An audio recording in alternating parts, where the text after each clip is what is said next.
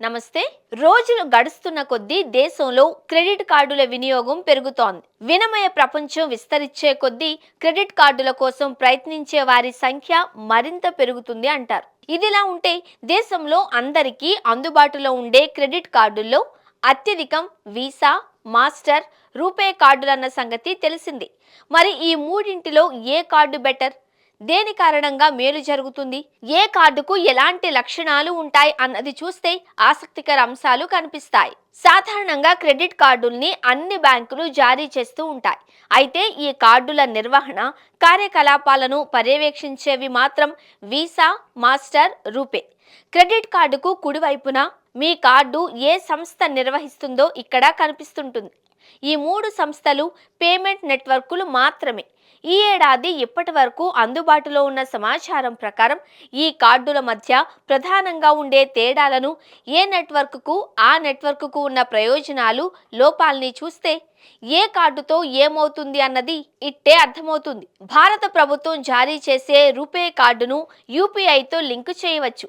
ఈ సౌకర్యం visa, master కార్డులకు లేదు అన్నది మర్చిపోకూడదు. మన దేశం మొత్తంలో ఎక్కడికైనా దీని యాక్సెసిబిలిటీ ఉన్నప్పటికీ విదేశాలలో మాత్రం ఎంపిక చేసిన దేశాలలోనే ఉంది. దీనికి లావాదేవీల మీద విధించే ఫీజు తక్కువ. అంతేకాదు డొమెస్టిక్ రివార్డ్స్, క్యాష్ బ్యాక్ ఎక్కువగా చెప్పాలి. మన దేశంలో ఖర్చులు పెట్టేందుకు ఈ కార్డు ఎక్కువ ప్రయోజనకరంగా ఉంటుంది. విదేశీ ప్రయాణాలు ఎక్కువగా చేసేవారికి ఇది అంత అనువుగా ఉండదు. ఇప్పుడున్న పరిస్థితుల్లో ఒకటికి మించి క్రెడిట్ కార్డులు వాడేవారు అత్యధికులు. అలాంటి వారు ఒక రూపే కార్డును తీసుకుని మిగిలినవి తీసుకుంటే బెటర్. వీసా, మాస్టర్ కార్డు అమెరికాకు చెందిన బ్యాంకింగ్ దిగ్గజాల నిర్వహణలో ఉంటాయి. ప్రపంచవ్యాప్తంగా వీటి చెల్లుబాటుకు ఢోకా ఉండదు. ఒక అంచనా ప్రకారం 200 దేశాలకు పైనే వీటిని అంగీకరించడం కనిపిస్తుంది. ప్రీమియం బెనిఫిట్స్ ఎక్కువ, ప్రీమియం కార్డ్ ఆప్షన్స్ ఉంటాయి. లావాదేవీల మీద విధించే ఫీజు ఎక్కువ, యూపీఐ లింక్ ఉండదు.